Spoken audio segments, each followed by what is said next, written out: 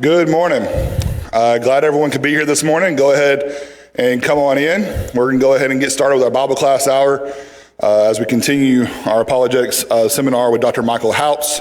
It's been a great weekend so far. If you have not been able to be here, I would encourage you to go back on our live stream or YouTube page or Facebook and look up these lessons. And this will give you an opportunity to view these lessons. And after today, probably by tomorrow, I'll have time to go in and clean it all back up and send it out in one big link to everybody so you can have all of them. And so I will remind you, there are some resources in the foyer for you to look at and to see if there's anything you would like. All those resources are going to be in our church library. But if there's something there that you would want to have, just please let us know.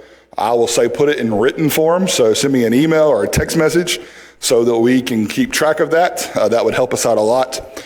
But this morning we'll have a word of prayer, and then we'll give it over to Dr. Houts. Let us pray.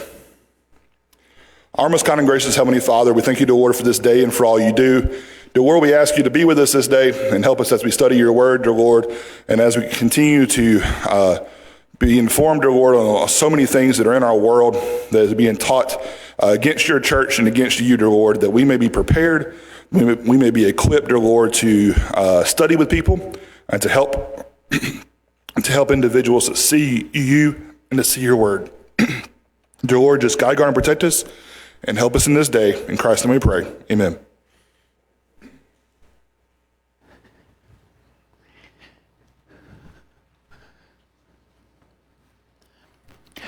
Well, good morning. I'd like to thank everyone for being here today. Also, really wanted to thank Derek for all the work that he put into organizing this weekend, the seminar. Thank the elders here at Sidewell Road. It's been a great experience for me. I really enjoy getting to talk to people, meet people, see what kind of discussions they like to have. Appreciate everybody's friendliness, hospitality. So again, just wanted to start out by saying that. So again, really appreciate all the work Derek's done and all the work here from your elders at the Sour Road Church of Christ. So what we'll be talking about this morning, of course, the last two sessions, Friday night, two sessions, Saturday night, we had those fairly technical. There'll be some technical discussion in this particular talk, but I think it's also important we realize that there's not just eternal consequences for people basically not believing the Bible, but there's also a lot of temporal consequences, and those temporal consequences are probably going to start getting more and more severe, at least locally. I mean, they've always been severe, but just when I say locally, I mean, within the next few decades, you can really see there's certain things happening that could really make the social consequences of people rejecting the Bible very severe also. And so, title of the lesson this morning, it's Societal Implications of Atheistic Evolution.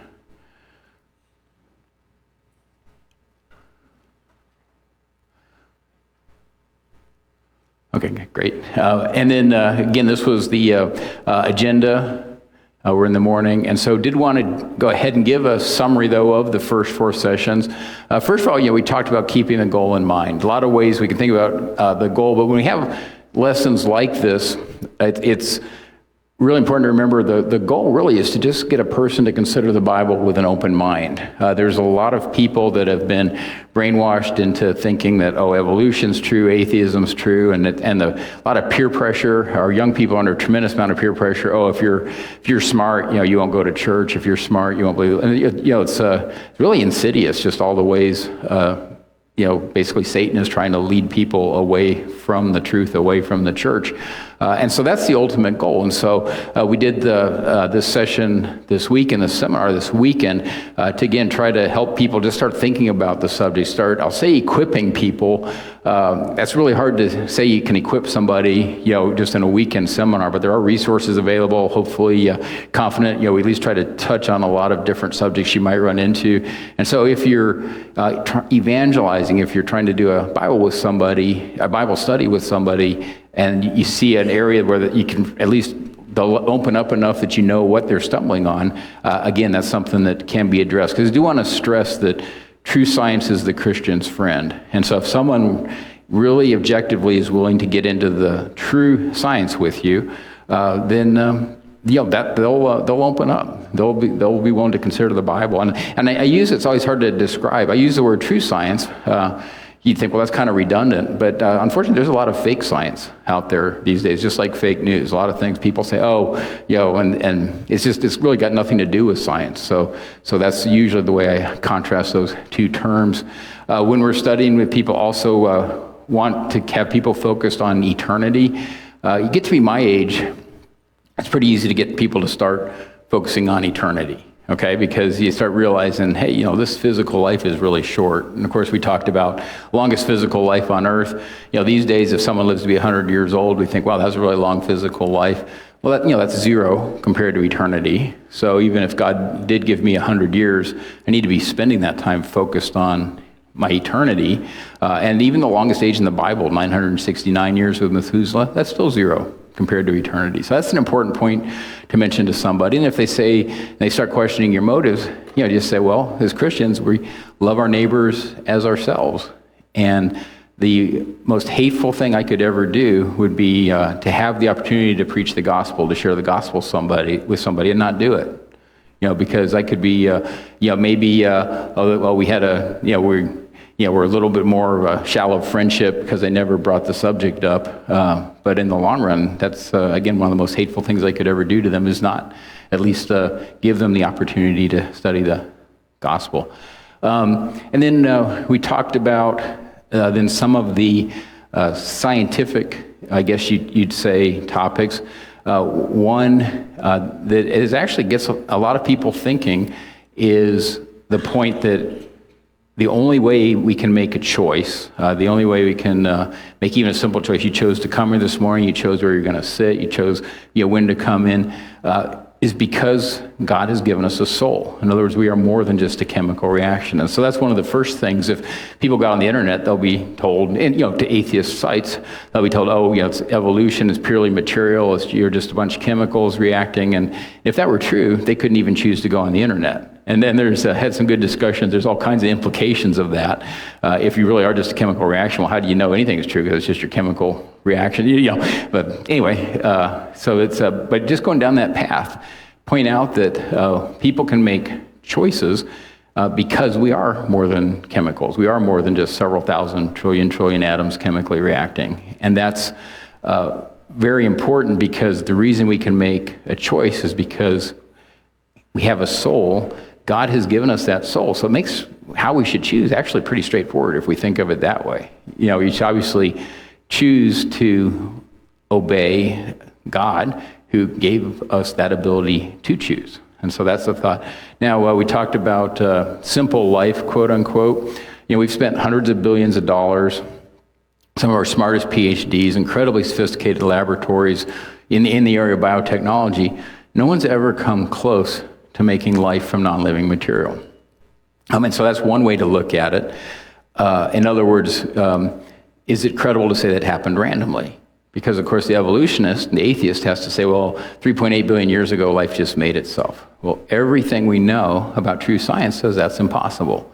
And so you use the example of, well, we've put all this effort, we can't do it with all of that incredible effort, then how could it happen randomly? I mean, we can make 737, but could a 737 make itself? No, that'd be silly. But life, the quote-unquote simple life, would be even harder because we can't even figure out how to make it to start with. And so you can look at that level, but there's also, Derek mentioned some of the resources. There is a book out there, Stairway to Life. There's probably other books, but it's PhDs in biochemistry going through just everything we know, which is still just scratching the surface about life, and just shows, I think they break it down into 12 steps, each of which would be impossible probably for us to even do on purpose at the moment, but certainly not going to happen randomly. And then we talked about so that's one point in science. Okay, if atheism were true, evolution was true, well, life would have to make itself. From true science, we know that's not going to happen. From true science, we know this idea that mutations and natural selection could turn, say, something like a bacteria into all the different life that we see around us. We know that's not true either.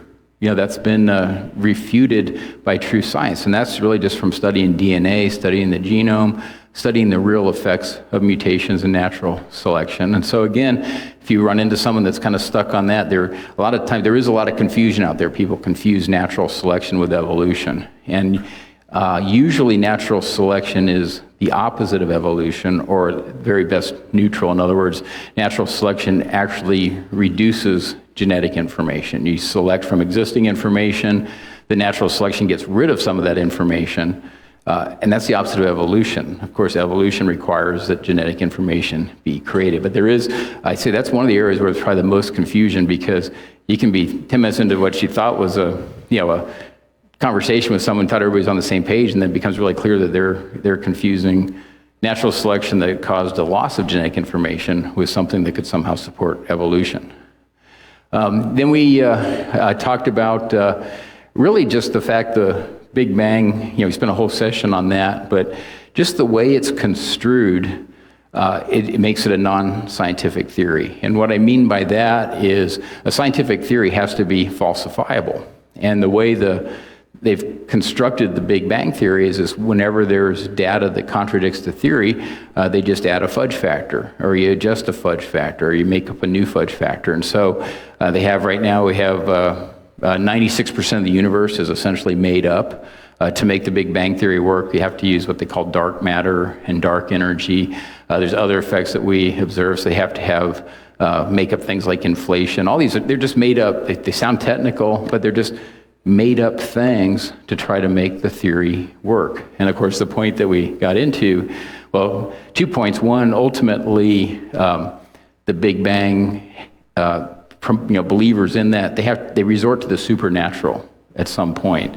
And so it's really no different than, it's not this purely naturalistic theory. They resort to the supernatural. It's just very technical sounding false God. And then just the other point was the way it's construed, it actually doesn't matter what our observations are. We could have any observation we wanted to, and if I'm allowed to make up 96% of the universe and all kinds of other factors, we could take any set of observations we wanted and pretend they supported any theory we wanted. And so that's if someone gets stuck on the Big Bang, because you go on the internet, Big Bang, it's just like gravity. It's not true. It's a lot of bluff. But that's what people will run into if they don't really get into the discussion, really get into the detail. We have the we talked some about radiometric dating methods. Most methods that could be used to estimate the age of the Earth are very consistent with the Earth being a few thousand years old. The one exception was radiometric dating if certain assumptions were applied, and they're typically uniformitarian assumptions. Meaning just everything's always been the same. They even actually mention that. That's even mentioned in the Bible. Scoffers will say that. But we know it's not true. We know there was a recent creation. There was a flood. And so it just gave the evidence where if biblically consistent assumptions are made, then the radiometric dating methods are also consistent. Or it reconciles them. It explains the discrepancy between those dating methods and all the other different ways that we can use to estimate the age of the Earth. And then finally, also talked about how the fossil record is very consistent with the biblical account. So I'm going to start out today, Ephesians 4:11-12 says, "Put on the full armor of God so that you will be able to stand firm against the schemes of the devil.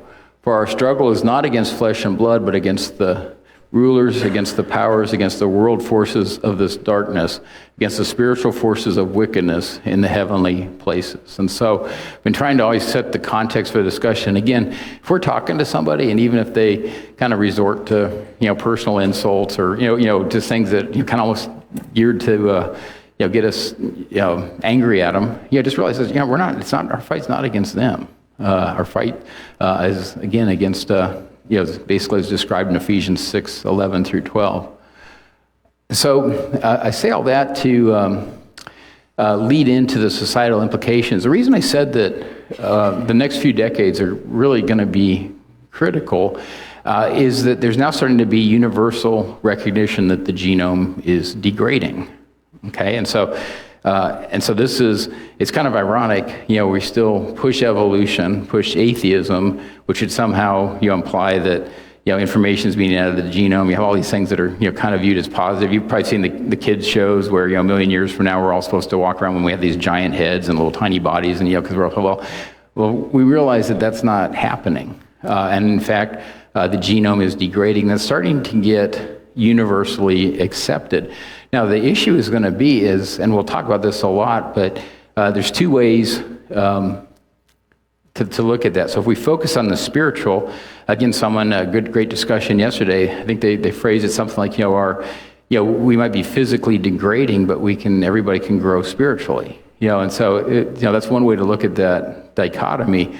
But if we focus on the spiritual, this is just something to be aware of, but it's not our big focus. It's all just how to, given that, whatever situation we're in, we can always use it as an opportunity to evangelize. Certainly I know a lot of you do mission trips here. When you're out on a mission trip, you got all kinds of things going on that you never even thought of, but God's always giving us opportunities to evangelize, to preach the gospel. It'll be the same here. So the spiritual focus, it's going to be important to be aware of, but we keep our spiritual focus.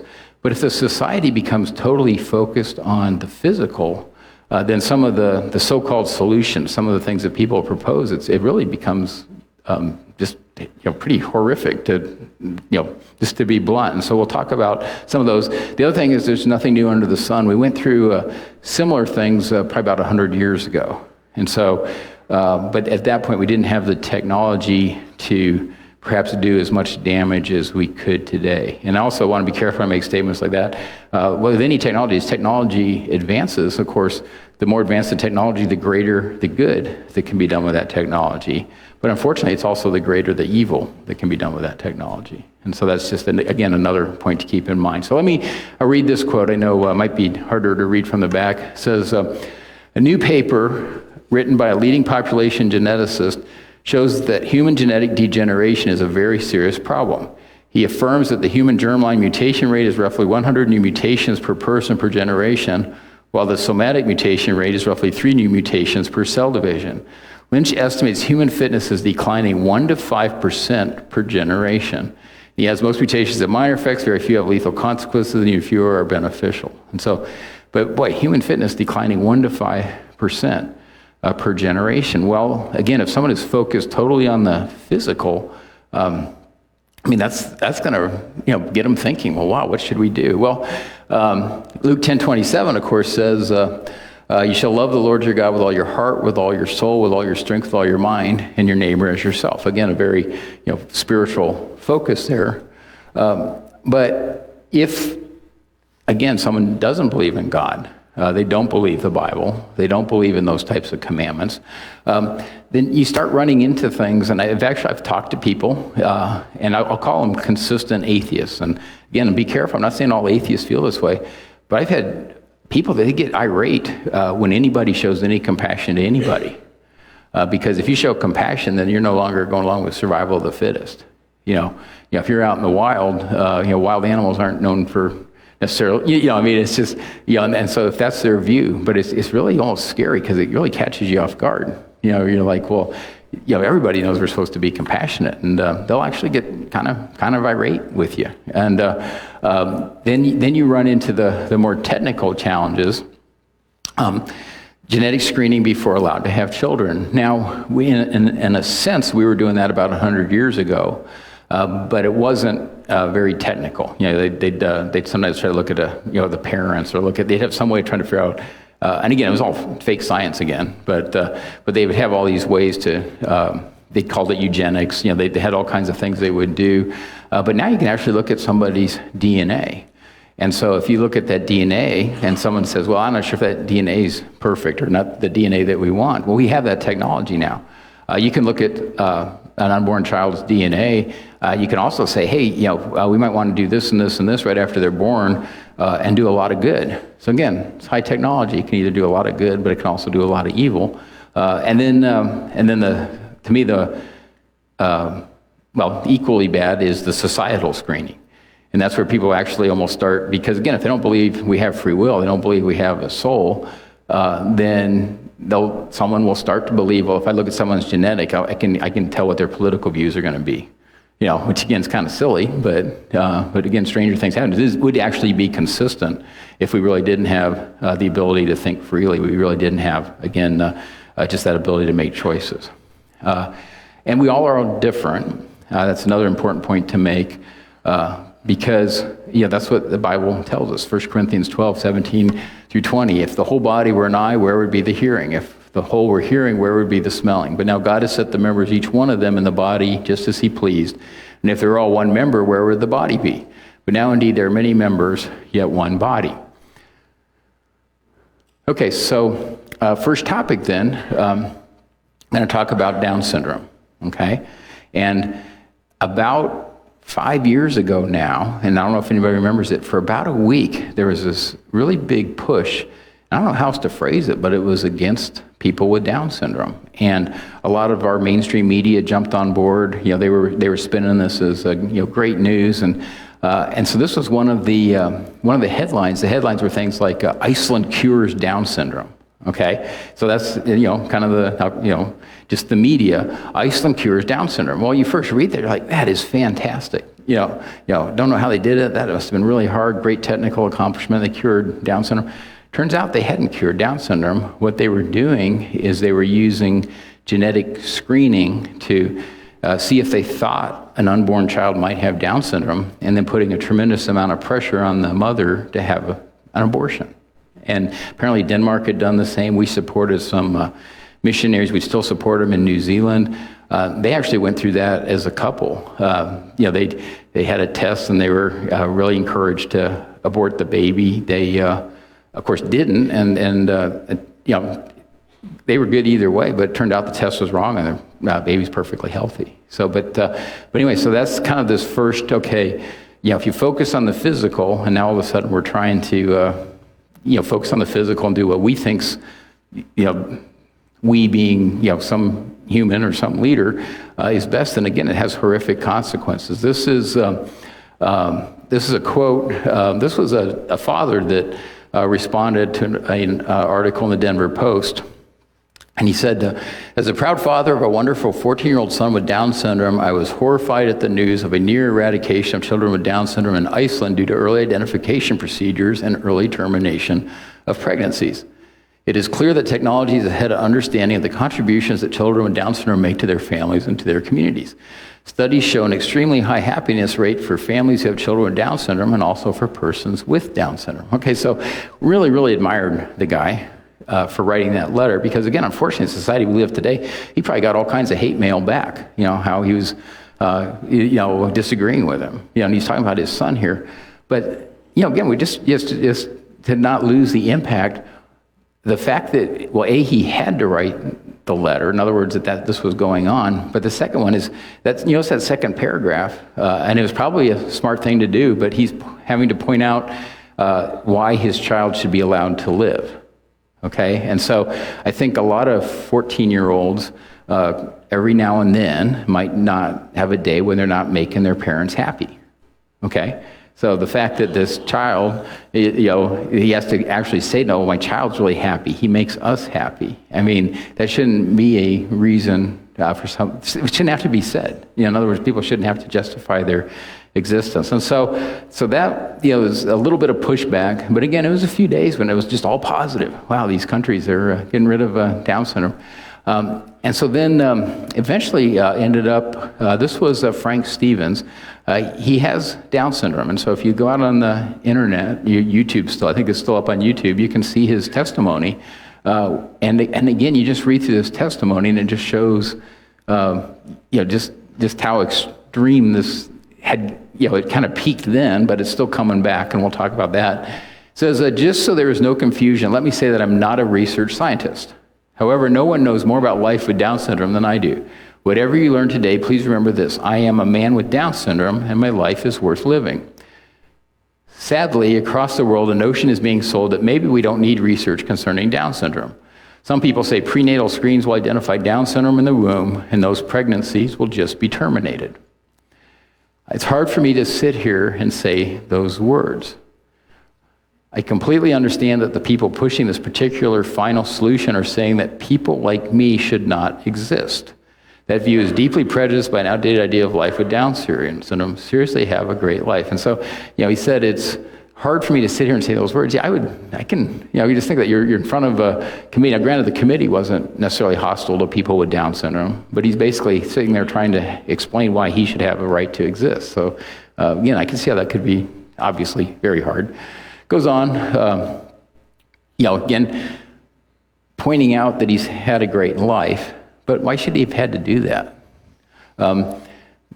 Then he goes on, says, talking about people with Down syndrome. First, we are a medical gift to society, a blueprint for medical research into cancer, Alzheimer's, and immune system disorders. Second, we are an unusually powerful source of happiness. A Harvard-based study has discovered that people with Down syndrome, as well as their parents and siblings, are happier than society at large. Surely happiness is worth something. And he says, finally, we are the canary in the eugenics coal mine. We are giving the world a chance to think about the ethics of choosing which humans get a chance at life. And so the eugenics coal mine, what he's talking about is, for whatever reason in that particular year, and unfortunately it's still going all around the world. It's not like this went away. But in that particular year, there was this big push to look for unborn babies that might have Down syndrome. And it's probably building up to that year, and it's still going on. But what he's saying is, okay, so we picked on Down syndrome that year. Well, maybe there's 10 other genetic differences we could pick on the following year, and maybe there's 100 other genetic differences we could look for the following year, maybe 1,000 other genetic differences we could look for the year after that. And so when he says, choosing which humans have a right, to a life, that's what he's getting at. This is opening up a real, and again, when this type of activity was going on 100 years ago, we were limited by our technology. Now we've got the technology. I mean, you can very easily get a lot of information about an unborn baby's genome today that you couldn't have even thought about doing 20 or 30 years ago. So now we'll go back. This is a little over 100 years. Well, this is what we were teaching in our science books. And one of the things we did through the weekend is we point out is true science. True science is a Christian's friend. As science advances, it basically discredits atheism or whatever atheistic idea was based on the fake science. And so this was in the most widely used biology textbook. This back in 1914. But that particular textbook was used for a couple decades. I actually have a copy. It was used in the Detroit Public Schools. It still has a little Detroit Public Schools stamp in it. And so this is what they said. And again, it's the same topic. It's 100 years ago. We didn't have the technology that we have today, but it's the same type of thinking. It says, if such people were lower animals, we would probably kill them off to prevent them from spreading. Humanity will not allow this, but we do have the remedy of separating the sexes in asylums or in other places and in various ways preventing the intermarriage and the possibilities of perpetuating such a low and degenerate race. Remedies of this sort have been tried successfully in Europe and are now meeting with success in this country. And this is really ironic. So this is 1914, and of course this is before Adolf Hitler, before World War II. But you notice the subtle peer pressure. 1914 in the United States, we still look to Europe as kind of they're the most advanced countries there. So you kind of throw that in. Well, this is working great in Europe, and of course that's also what led to, frankly, the Holocaust. All the atrocities in World War II was that type of thinking certainly contributed to that. But anyway, we were teaching science in our schools. Of course, Bible again has a completely opposite of view. Psalm 127, 3-5.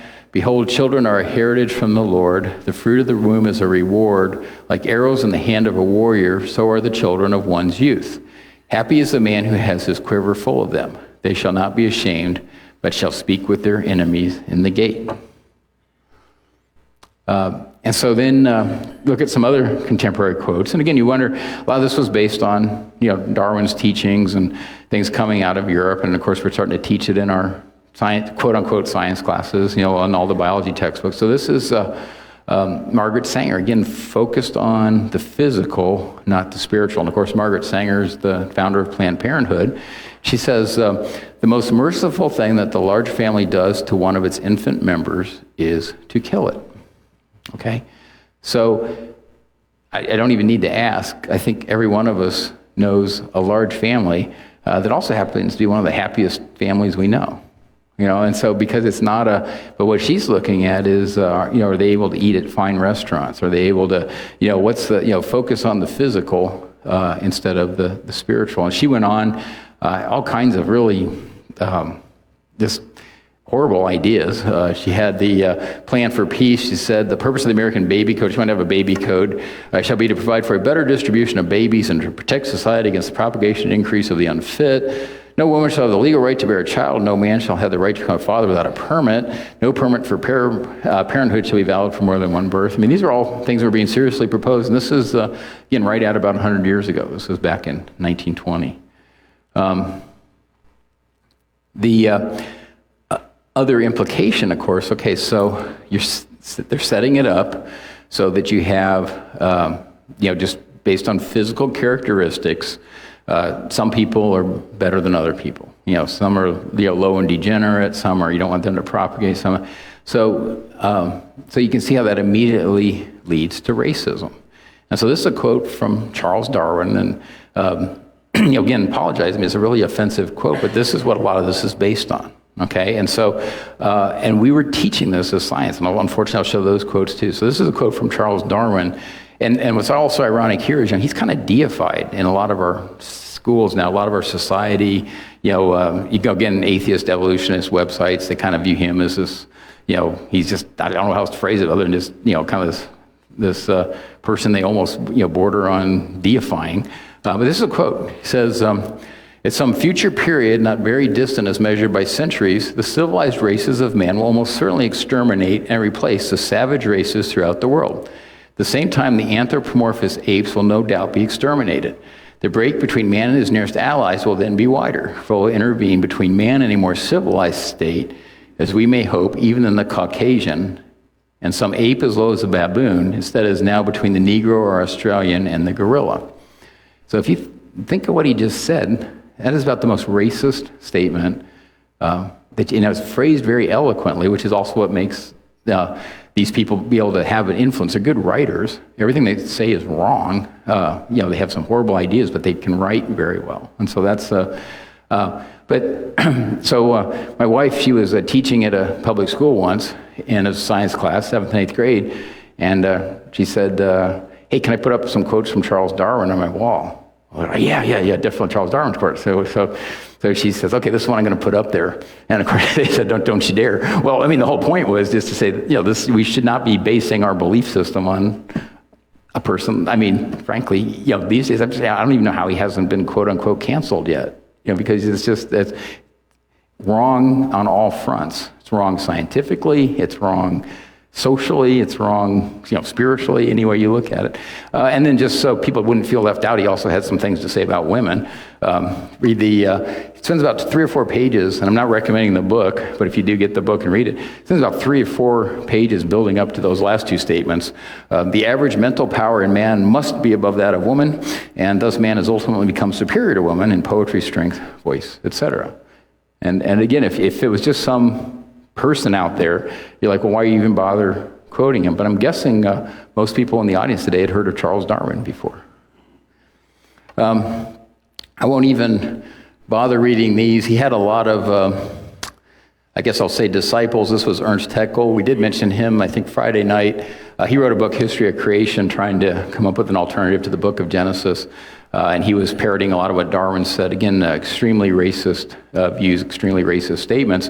Again, you think, well, this is just another radical out there. But a lot of people read that book. A lot of his, he did some fraudulent drawings trying to show that, trying to draw this relationship between people and animals. They might still be in some of our textbooks today. They're certainly were in the textbooks through the 1900s.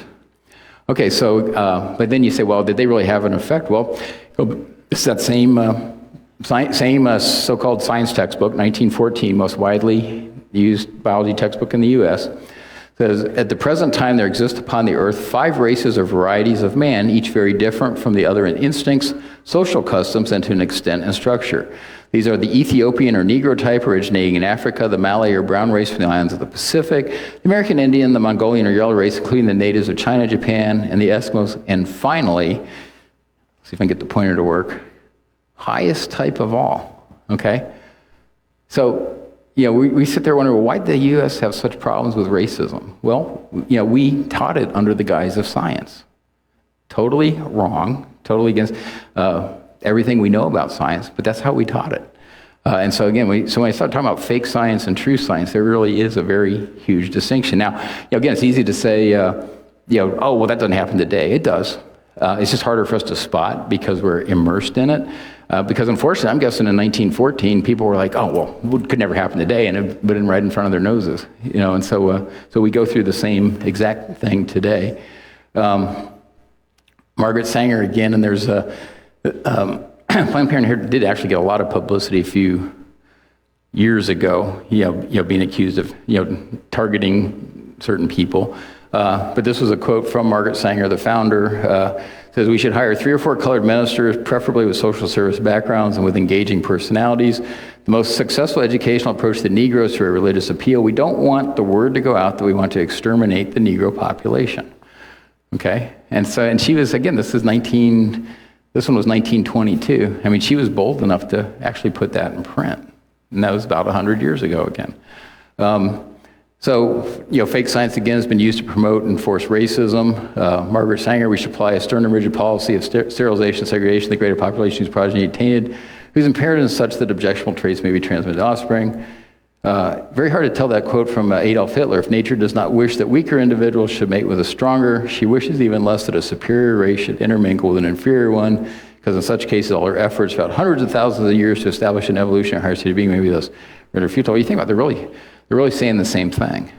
And so, again, it's the societal implications of basically these false religions. In this case, we're talking about atheism and evolution, but it's not just the person's going to reject the Bible. The person's, not going to, that's huge because that affects their eternity.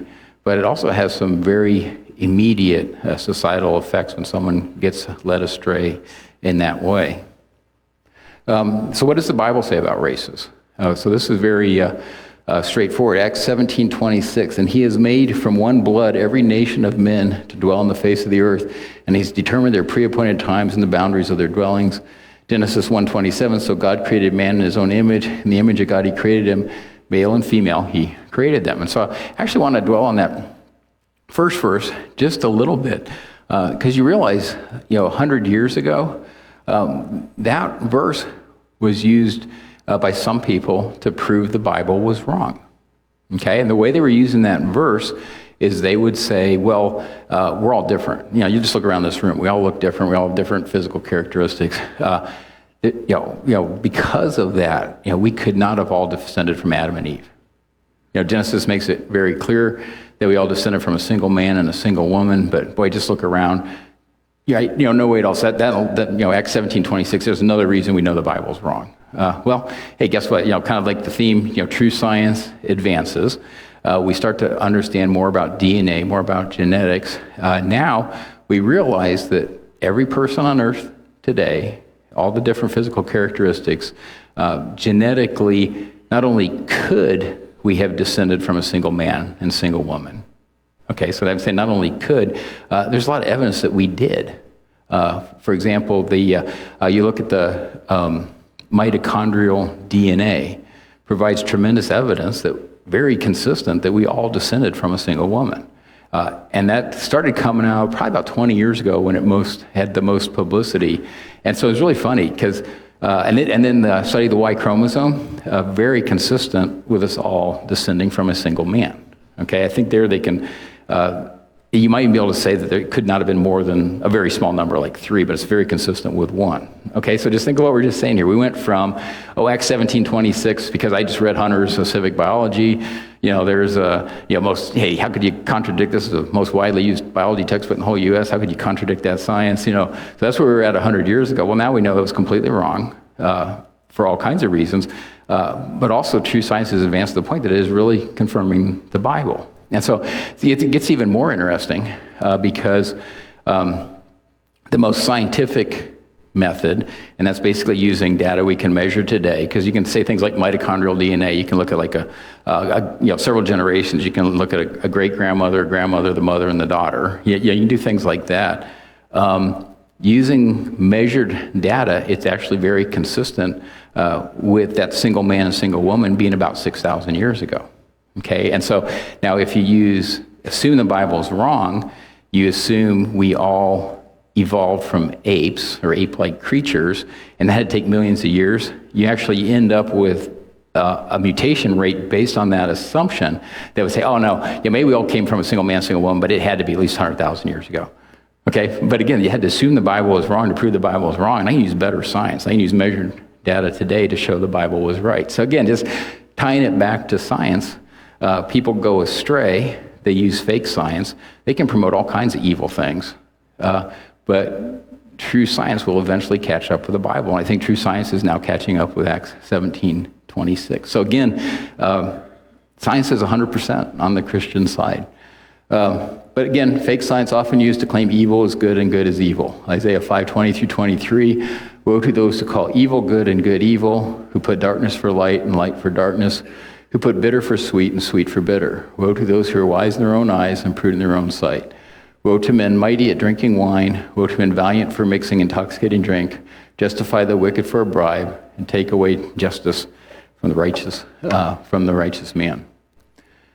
Okay, so just finishing up again, use what we've talked about.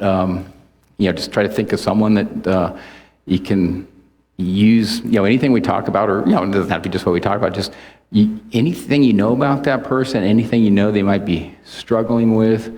Just really encourage you to just really think hard. Just pray for that person. Pray for your relationship with that person. Pray for the discussions you get with that person. Get them to objectively study the Bible. Because, again, everything we just mentioned, like I can tell somebody, hey, 100 years ago we taught racism as science in this country. True science has caught up. We know not only racism is nonsense for many, many reasons. We also know from genetics that there's, straightforward looking at it is we all did descend from a single man and a single woman, just like the Bible says. We can say all that, but if it just either gets the person, riled up or doesn't have the effect of causing them to study the Bible, in the long run, we really haven't done them any good because faith comes from hearing and hearing by the word of Christ. And so, again, please also take everything in that context. And then as those of you who've been here notice, I end with this slide because it's just try to get thinking about what are some ways that you would evangelize somebody. How would you transition that, in each subject you're on, transition that into getting them to objectively consider the Bible. I also mentioned objectively consider the Bible because for anybody that grew up outside the church, you realize that's actually a huge step. Because the initial human reaction you get in this discussion, they might say, oh no, Charles Darwin would never have said that. Okay, so then you have to spend a day or two, you go get the book, you show them the book, they read the book, they're like, well, okay, I guess Charles Darwin did say that. And so it's, but the initial response when we're trying to study the Bible with someone, a lot of times it's kind of resist what we're talking about, or it's like, oh, that can't be true, or that can't be true, and sometimes they'll pull up something to show it's not true, and you have to work them through that. So, and that's fine, but at some point, there has to be something that triggers in their mind that says, okay, wait, I need to stop just trying to defend atheism, defend evolution, defend this false religion I've put my faith into, and I've got to at least objectively consider the Bible. And boy, if we get to that point, if they objectively consider the Bible, well, God's word does the rest. Again, faith comes from hearing by the word of Christ. And so maybe just another way to look at it is that we're trying to get people to that point. So of course, these scriptures are Romans 1:16, for I'm not ashamed of the gospel of Christ, for it is the power of God to salvation for everyone who believes, for the Jew first and also for the Greek. And then really almost any it's kind of almost any question someone might have about the plan of salvation, it's in the book of Acts. Just looking at the examples, they say, well, why this? What about that? What about that? And you can just pick the all the examples touch on it at some level, but you can really there's some examples that would also make it really clear. So I heard a couple of chimes. I think we're getting close to the end of class. But anyway, thank you for your attention. Again, we'll be here during this break, and then also we'll be here at lunch, and then this afternoon as well. So please, the other thing I always say is please don't leave the seminar this weekend if you had anything else that you'd like to talk about that we didn't get a chance to talk about. Thank you very much.